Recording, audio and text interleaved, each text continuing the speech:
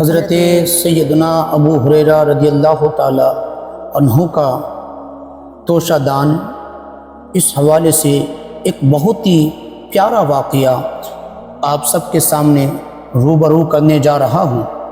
حضرت سیدنا ابو ہریرہ رضی اللہ تعالی عنہ فرماتے ہیں، ایک غزوہ میں لشکر اسلام کے پاس کھانے کا کچھ نہ رہا، یعنی جن کے پاس جو چیزیں کھانے کی تھی وہ ساری چیزیں ختم ہو چکی تھی۔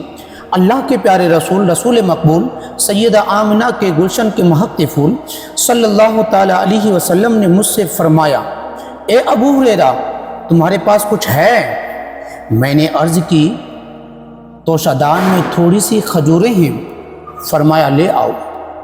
اللہ کے رسول نے فرمایا لے آؤ۔ حضرت ابو ہریرہ کہتے ہیں کہ میں نے وہ کھجوریں حاضر کر دی جو کل 21 کھجوریں تھیں۔ سرکار مصطفیٰ صلی اللہ تعالی علیہ وآلہ وسلم نے ان پر دست مبارک رکھ کر دعا مانگی، پھر فرمایا، ابو ہریرہ اس غزوے میں جتنے لشکر ہیں ان میں سے 10 افراد کو بلاؤ۔ حضرت ابو ہریرہ رضی اللہ تعالی عنہ فرماتی ہیں، میں نے 10 افراد کو بلایا، وہ لوگ آئے اور سیر ہو کر کھایا، یعنی پیٹ بھر کر کھائے اور چلے گئے۔ حضور نے فرمایا، اے ابو ہریرہ پھر 10 افراد کو اور بلاؤ۔ حضرت سیدنا ابو ہریرہ کہتے ہیں کہ میں نے 10 افراد کو اور بلا کر لایا، وہ لوگ بھی آئے اور پھر انہی 21 کھجوروں میں سے سیر ہو کر کھائے، یعنی پیٹ بھر کر کھائے، وہ لوگ پھر چلے گئے۔ پھر 10 آدمی کو اور بلانے کا حکم دیا۔ اللہ کے پیارے رسول صلی اللہ تعالی علیہ وآلہ وسلم 10 لوگوں کو بلانے کا حکم دیتے اور وہ لوگ آتے اور انہی اسی توشہ دان میں سے انہی کھجوروں میں سے کھاتے اور چلے جاتے۔ اللہ اکبر، یہاں تک کہ سارے لوگ شکم سیر ہو گئے، سب لوگوں نے پیٹ بھر کر کھا لیا۔ اب دیکھیں، اور جو کھجوریں باقی رہ گئی ان کے بارے میں سرکار دو عالم صلی اللہ تعالی علیہ وآلہ وسلم نے ارشاد فرمایا، اے ابو ہریرہ ان کو اپنے توشہ دان میں رکھ لو اور جب چاہو ہاتھ ڈال کر ان میں سے نکال لیا کرنا اور کھا لیا کرنا، لیکن اے ابو ہریرہ توشہ دان کو کبھی انڈیلنا نہیں۔ حضرت سیدنا ابو ہریرہ رضی اللہ تعالیٰ عنہ فرماتے ہیں، میں نے سرور کائنات شاہ موجودات صلی اللہ تعالیٰ علیہ وآلہ وسلم کی ظاہری حیات مبارکہ کے زمانے میں اور حضرت سیدنا ابو بکر صدیق رضی اللہ تعالیٰ عنہ اور حضرت سیدنا عمر فاروق اعظم رضی اللہ تعالیٰ عنہ اور حضرت سیدنا عثمان غنی رضی اللہ تعالیٰ عنہ کے عہد خلافت تک انہی کھجوروں سے کھاتا رہا، انہی کھجوروں سے کھاتا رہا، اور کہتے ہیں کہ خرچ بھی کرتا رہا۔ کہتے ہیں اندازاً کہ 50 وسق تو انہوں نے انہی کھجوروں میں سے فی سبیل اللہ دے دی۔